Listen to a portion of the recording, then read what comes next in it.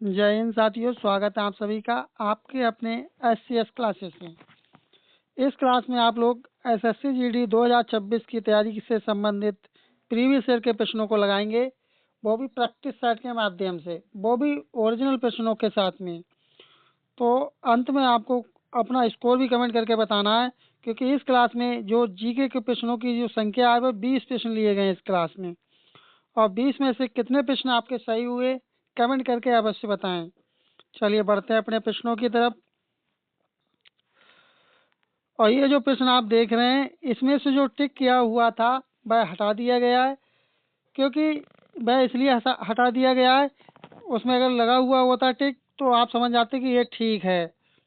ठीक है, तो इसलिए इसमें से टिक हटा दिए गए हैं। तो पहला प्रश्न है, भारत में लौह युग निम्नलिखित में से किस कालखंड में आता है? आपको यदि जिस प्रश्न का जवाब आता हो तो उस प्रश्न का जवाब आप कमेंट करते चलेंगे। ठीक है, तो क्या हो जाएगा? पहला वाला होगा, दूसरा वाला, तीसरा वाला, फोर्थ वाला। तो कौन सा वाला ऑप्शन आपका ठीक हो जाएगा? तो आपका ऑप्शन हो जाएगा ठीक 1500 ईसा पूर्व से 200 ईसा पूर्व तक। तो इस तरह से आपका जो सही जवाब होगा वह सेकंड वाला जो ऑप्शन होगा, यह आपका सही उत्तर हो जाएगा।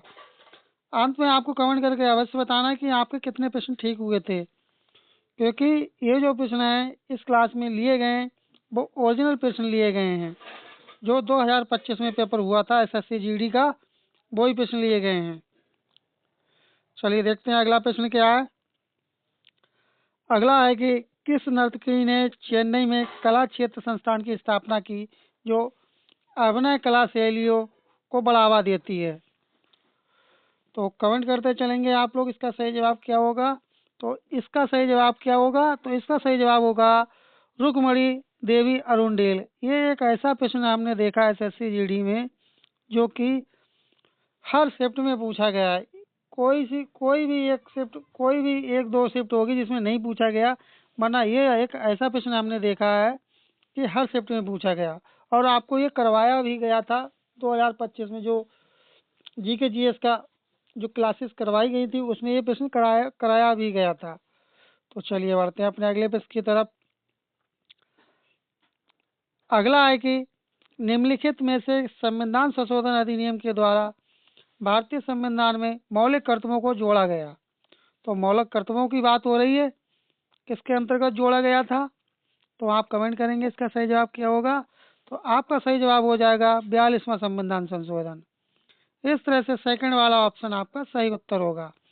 और इस क्लास की PDF का लिंक डिस्क्रिप्शन बॉक्स में लगा देते हैं, वहां से आप प्राप्त कर सकते हैं। चलिए अगला देखते हैं। कोशिका झिल्ली का लचीलापन किस प्रकार सजीवों के लिए सहायक है? तो ये किस प्रकार सजीवों के लिए सहायक होता है? तो आपका सही जवाब क्या होगा? तो आपका सही जवाब हो जाएगा, क्या होगा? कमेंट करके आप लोग बताएं आपका सही जवाब क्या हो जाएगा। कमेंट करें आप लोग, कमेंट करते चलें आप लोग। तो आपका सही जवाब क्या हो जाएगा? बताएं आप लोग कमेंट बॉक्स में, इसका सही जवाब क्या हो जाएगा? कमेंट करते चले। तो इसका आपका सही जवाब हो जाएगा, तो क्या हो जाएगा आपका सही जवाब? भोजन को अवशोषित करता है। क्या करता है? भोजन को अवशोषित करता है। इस प्रश्न का आप लोगों ने ज्यादातर कमेंट बॉक्स में सही जवाब दिया था। चलिए अगला देखते हैं।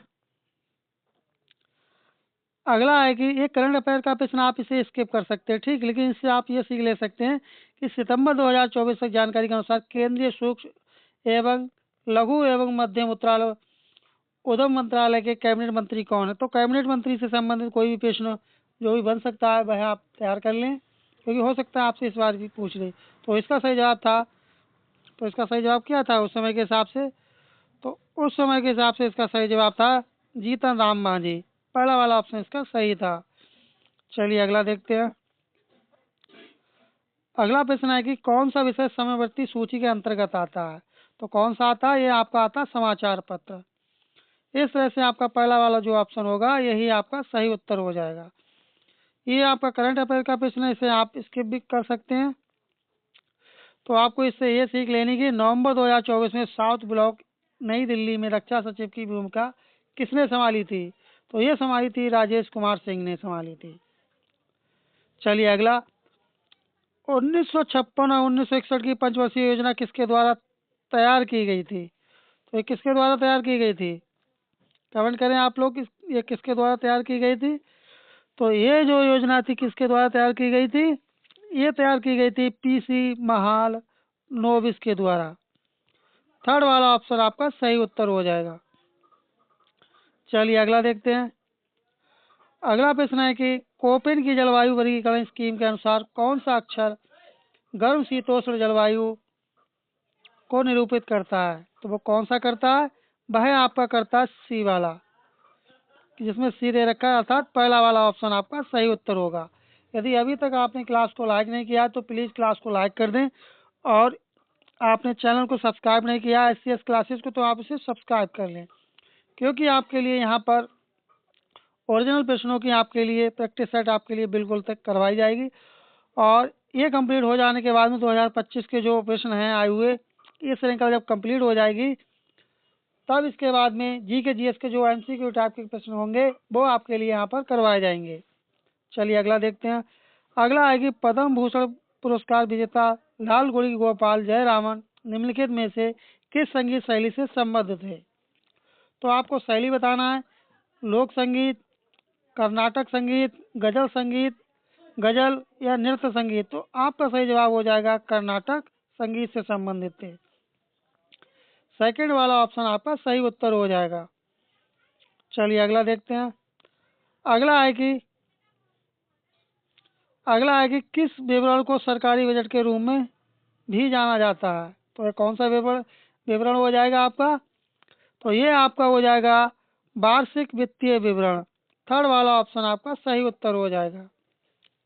चलिए अगला प्रश्न, ये आपका करंट अफेयर का प्रश्न है। अब इससे आप ये सीख लेंगे कि 2022 में का प्रश्न है, ये करंट अफेयर का, और ये 2025 में पूछा गया।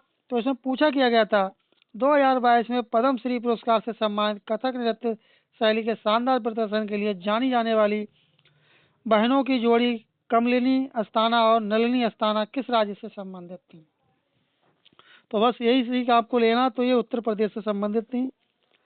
अगला है कि हार्नबिल महोत्सव डैश राज्य में मनाया जाता है? ये SSC GD का ये फेवरेट प्रश्न है।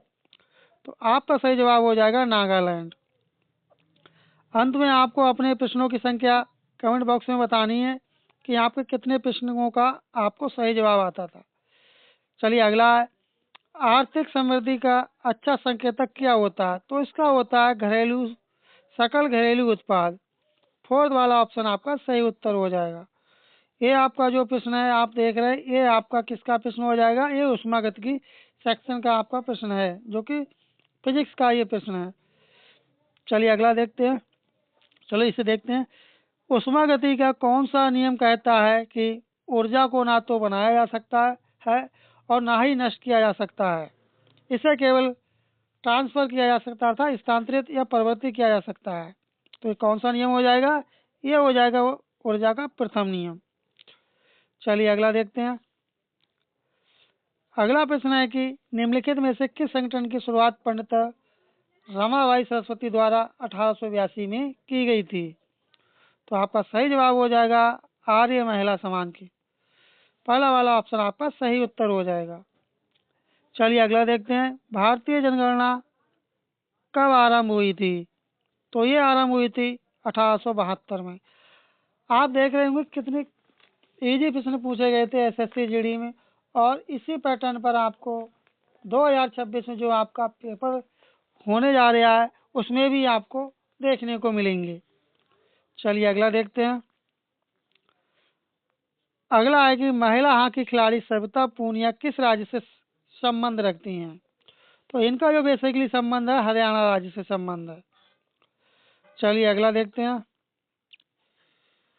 अगला है कि SRS बुलेटिन 2020 के अनुसार भारत में मृत्यु दर कितनी थी? तो ये थी 6। फोर्थ वाला ऑप्शन आपका सही उत्तर हो जाएगा। चलिए अगला प्रश्न देखते हैं। अगला प्रश्न है और इस क्लास का ये अंतिम प्रश्न होगा। तो इसमें आपको बताना है युवा कार्य और खेल मंत्रालय ने आगामी एशियाई पैरा खेलों में भाग लेने के लिए 17 खेल विधाओं में कुल डैश खिलाड़ियों को मंजूरी दी है। तो कितने खिलाड़ियों को मंजूरी दी? तो इसमें इन्होंने मंजूरी दी थी 303 खिलाड़ियों को। इस तरह से अपने जीके के 20 प्रश्नों की श्रृंखला कंप्लीट हुई। आपको क्लास कैसी लगी कमेंट करके अवश्य बताएं, और आपके कितने प्रश्न ठीक हुए थे 20 प्रश्नों में से, तो आपको कमेंट बॉक्स में बताना है। और यदि अभी तक आप नए हैं और आप यहाँ तक आ चुके हैं तो चैनल सब्सक्राइब नहीं किया तो चैनल को सब्सक्राइब कर ले, और क्लास को यदि आपने लाइक नहीं किया तो क्लास को लाइक कर दें। और यदि आप इस क्लास की पीडीएफ प्राप्त करना चाहते हैं तो उसका लिंक डिस्क्रिप्शन बॉक्स में लगा देते हैं, वहाँ से आप प्राप्त कर सकते हैं। चलिए मिलते हैं जल्दी अगली क्लास में, तब तक के लिए